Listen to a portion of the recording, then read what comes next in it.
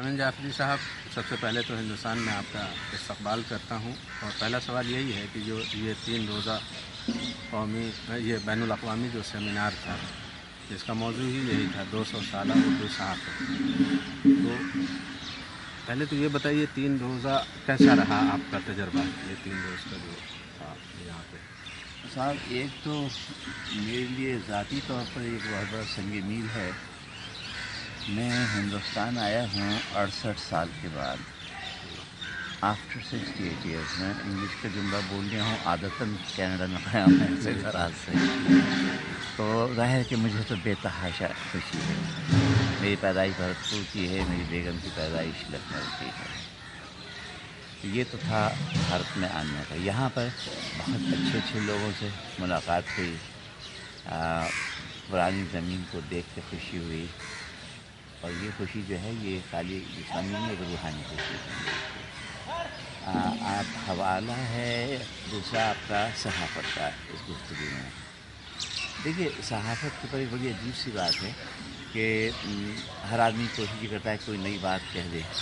تو میں کوئی نئی بات تو نہیں کہوں، لیکن ایک بنیادی بات ضرور کہنا چاہوں گا. وہ یہ ہے کہ ہمیں اور ہر صحافی کو میری نظر میں اپنے ذہن میں ایک بات رکھنی چاہیے، سوچنا چاہیے کہ صحافت ہے کیا، اور صحافت کے کوئی بہت ہی ضروری اور لازمی عناصر کیا ہیں. صحافت کے متعلق میں اتنا کہہ سکتا ہوں کہ صحافت کا اور خبر کا بڑا گہرا تعلق ہے. صحافت کے لفظ کے لیے بہت سے لوگوں نے بہت سی توجیحات کی کہ صاحب یہ عربی کا لفظ جو ہے صحیفہ، یہ اس سے آیا ہے، جس کی جمع کے صحف بھی ہے، صحائف بھی ہے. صحیفہ کتاب کو کہتے ہیں، صحیفہ چہرے کو بھی کہتے ہیں نا، صحیفہ. اور میری نظر میں یہ صحیح نہیں ہے. اس کی ایک وجہ ہے کہ عربی کا ایک اور لفظ ہے صحیفے کے حوالے سے، صحف کے حوالے سے ایک اور لفظ ہے صحاف. اس کے معنی ہے کتب فروش. یہ وہ بھی نہیں ہے. اسے ایک عربی کا اور لفظ ہے، وہ ہے صحاف. اگر آپ صحاف کو دیکھیں، صحاف کے معنی ہے مختلف جگہوں سے آ کر پانی کا ایک جگہ جمع ہونا. یہ ہے صحافت، کہ آپ مختلف جگہوں سے آ کر چیز جمع ہوتی ہے. تو ایک تو یہ ذہن میں رکھنے کی بات ہے. دوسری چیز جو ہے وہ یہی وجہ ہے کہ عربی زبان میں، ہمارے یہاں اردو میں تو سواد سے بھی زبر سے بول لیتے ہیں، وہاں پہ لفظ ہے صحافہ، کیونکہ صحاف کے معنی جو ہیں اس میں پانی کے مختلف جگہوں سے آ کے جمع ہونے کو. اب یہاں دوسری چیز آئی تھی خبر کی. خبر ہم کس چیز کو کہتے ہیں؟ خبر کے معنی ہے کسی چیز کی اصلیت سے یا حقیقت سے باخبر ہونا، حقیقت سے باخبر. اسی لیے اللہ تعالیٰ کے لیے خبیر کا لفظ استعمال کیا ہے.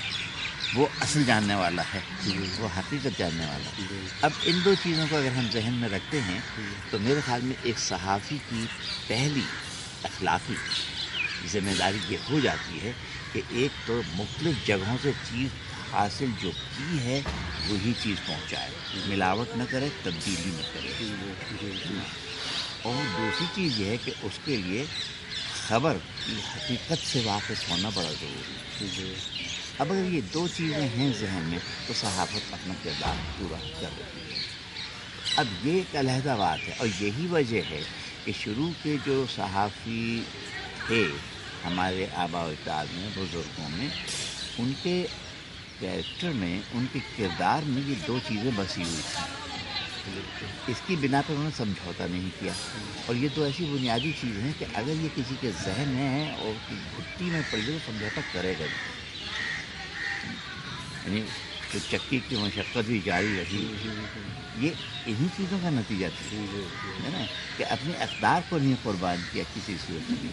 آج کے صحافی کو بھی یہ دیکھنا چاہیے. حالانکہ اردو دنیا کہتی ہے کہ صاحب اردو زبان کو خطرہ ہے، صحافت کو خطرہ ہے. اردو نہیں صاحب، اردو زبان کو کوئی خطرہ میری نظر میں نہیں ہے. اور اس کی ایک وجہ ہے، زبان کو، میری اور آپ کی زبان کو دنیا ختم نہیں کر سکتی. میری اور آپ کی زبان کو میں اور آپ خود ختم کر سکتے ہیں. اس کی میں آپ کو بڑی پیاری مثال دینا چاہوں گا. آپ عبرانی زبان کو دیکھ لیجیے. ہزاروں سال سے دنیا بھر میں منتشر یہودی نے اپنی زبان کو کیسے سنبھال کر رکھا. اتنی چھوٹی اقلیت ہونے کے باوجود امریکہ جیسے بڑے ملک میں آبادی کا 2.25 سے لے کے 3% تک تھی کل تعداد. اسرائیل بنا ہزاروں سال کے بعد، عبرانی کو انہوں نے زندہ رکھا ہوا تھا، تو پھر ابھر کے اوپر آ گئے. تو جب تک کہ اہل زبان خود نہ ختم کرنا چاہے، زبان ختم نہیں ہوتی ہے. ہاں نہیں، یہ ایک ہمارے لیے بڑی خوش آئند بات ہے، اور ظاہر ہے کہ یہ زبان ہی ہے جی جس نے آپ کو 68 سال کے بعد دوبارہ اپنی مٹی سے ملایا ہے. بے شک. اور ہم دیکھتے ہیں کہ یہ جو یونیورسٹی سے جو پڑھانے کے کاموں میں مصروف ہیں جو پروفیسران، وہ اکثر اسٹیج سے یہ بات کہہ دیتے ہیں کہ اب مرثیہ پڑھ لینا چاہیے ہم کو، اردو زبان ختم ہو رہی. میرا ذاتی تجربہ ہے، خود مجھ سے لوگ کہتے ہیں کہ کہاں تم آ گئے، لیکن میں سمجھتا ہوں کہ روشن مستقبل ہے اس کا مستقبل جو ہے کافی روشن ہے، اور دنیا کی الگ الگ نئی بستیاں آباد ہو رہی ہیں. تو ایک چیز اور جاننا چاہوں گا، 68 سال کے بعد آپ ہندوستان واپس لوٹے ہیں، تب اردو صحافت کیا تھی، اور آج کیا آپ نے کچھ اخباروں کا مطالعہ کیا اس 3 دنوں کے دور؟ دیکھیے، نہیں، میں نے اخبارات کا کوئی مطالعہ نہیں کیا. یہاں پر اس لوگوں ہی کو میں سن رہا ہوں. جیسے میں اس کیفیت میں نہیں ہوں کہ میں کسی قسم کا تقابل کر سکوں، اور اس کی وجہ ہے میری عمر ہے اب 78 برس. 68 سال کا مطلب یہ ہوا کہ میں 10 سال کا تھا جب یہاں سے گاؤں تقریباً 9.5 کا تھا میں. تو ظاہر کہ وہ چیز نہیں تھی. تو میری وہ جو ہے مجھے وہ استعداد ہو ہی نہیں سکتی پیدا، کیونکہ مجھے اس چیز کا تجربہ ہی نہیں تھا اس وقت. لیکن جہاں تک یہاں پر اب آنے کا اور چیزوں کو دیکھنے کا تعلق ہے، تو صحافت کے حوالے سے تو جو میں یہاں پہ میں اپنی بیوی سے بات کہہ رہا تھا کہ میں نے کہا مجھے ایک عرصہ دراز کے بعد یہاں آ کر ایک چیز کی بڑی خوشی ہو رہی ہے، اور وہ یہ ہے کہ مجھے یہاں پر اپنی زبان بولنے کا مزہ آ رہا ہے کہ میں کتنی آزادی سے اپنی زبان بول رہا ہوں. اور یہ سوچنے کی بات ہے کہ میں کتنی آزادی سے اپنی زبان بول رہا ہوں. یہ آزادی، یہ زبان کا تصور کیوں ہے میرے ذہن میں؟ اس لیے ہے کہ میرے ارد گرد میرا یہ پورا ماحول اردو کا ہے. اس وقت میں جس سے بھی بات کر رہا ہوں وہی میری زبان بول رہا ہوں. جی. اچھا، یہ جو وہاں کے اخبارات ہیں، ایک چیز میں خاص طور سے جاننا چاہتا ہوں کہ ہر کوئی جب بھی اخبار خریدتا ہے تو سب سے پہلے وہ جو اخبار میں ڈھونڈتا ہے وہ اپنے علاقے کی خبر ڈھونڈتا ہے. آپ ہندوستان بھرت پور راجستھان چھوڑ کر کے گئے، تو اپنے وطن کے بارے میں، اپنے ضلع کے بارے میں، اپنے اسٹیٹ کے بارے میں کس طرح سے معلومات، کیا کوئی ویب پہ جو موجود ہیں یہاں کے اخبارات اس کا مطالعہ کرتے ہیں؟ کیا سورس ہوتا ہے آپ کا وہاں کینیڈا کے اندر؟ دیکھیے، بات یہ کہ انسان کی عجیب صورتحال ہے کہ ہم جہاں کہیں بھی جاتے ہیں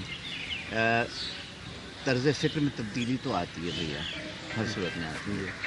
جہاں تک میں اپنی ذاتی بات کروں گا تو میں تو جب کینیڈا میں کوئی بھی اخبار دیکھتا ہوں تو میں یہ نہیں سوچتا کہ اس کی وجہ کہ بھرتپور کا اب میں تصور کر کے کیا کروں گا. مجھے بہت یاد آتا ہے، مجھے دکھ بھی ہوتا ہے. میں اکثر سوچتا تھا یار میں کہیں جا سکوں گا زندگی میں یا نہیں. سمجھے آپ؟ ہمیشہ سوچتا تھا یہ. میں اپنی بیوی سے کہتا ہے جب ہماری شادی ہوئی تھی تو ہم تصور بھی نہیں کر سکتے تھے میں اور آپ ایک دن دلی میں بیٹھ کے کہہ رہے ہیں کہ جب لکھنؤ جائیں گے تو یہ کریں گے.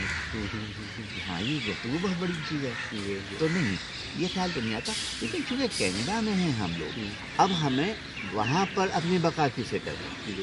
تو اب جب ہم اخبارات دیکھتے ہیں تو ہم پہلے یہ دیکھنے کی کوشش کرتے ہیں کہ بھئی یہاں پر تو کوئی ایسی تبدیلیاں نہیں آ رہی جو ہم کو متاثر کریں گی یا ہماری اولادوں کو متاثر کریں گی. ایک بات. دوسری بات جو ہے وہ یہ ہے کہ دیکھیے ہر جگہ کے اخبارات اپنے یہاں کے جو مسائل ہیں ان کو زیادہ اجاگر کرتے ہیں، دوسری جگہوں کو کم کرتے ہیں. ہمارے یہاں کے جو وہاں کے اخبارات ہیں ان کا وہ معیار نہیں ہو سکتا اور نہ ہے. وجہ کیا ہے؟ وجہ معاف کیجیے گا، ادبی تنظیموں کا بھی یہی حال ہے، بہت چھوٹے چھوٹے اخبارات کا بھی یہی حال ہے کہ وہ ادب کی خدمت نہیں ہو رہی، وہ صحافت کی خدمت نہیں ہو رہی. لوگوں نے بیچاروں نے چھوٹا چھوٹا ذریعہ روزگار بنایا ہوا ہے. یہ جو بڑے بڑے، میں تو ان کو کہوں گا صحافت ہاؤسز کھل گئے ہیں. بظاہر جو ان سے منسلک صحافی ہیں ان کی مجبوریوں کا تو لوگوں کو احساس ہی نہیں ہو پاتا. دیکھیے کسی اخبار میں نام چھپ جانا، ٹی وی پہ چہرہ نظر آ جانا، ریڈیو پہ آواز اپنی سنوا دینے سے صحافی کے گھر کا چولہا نہیں جلتا.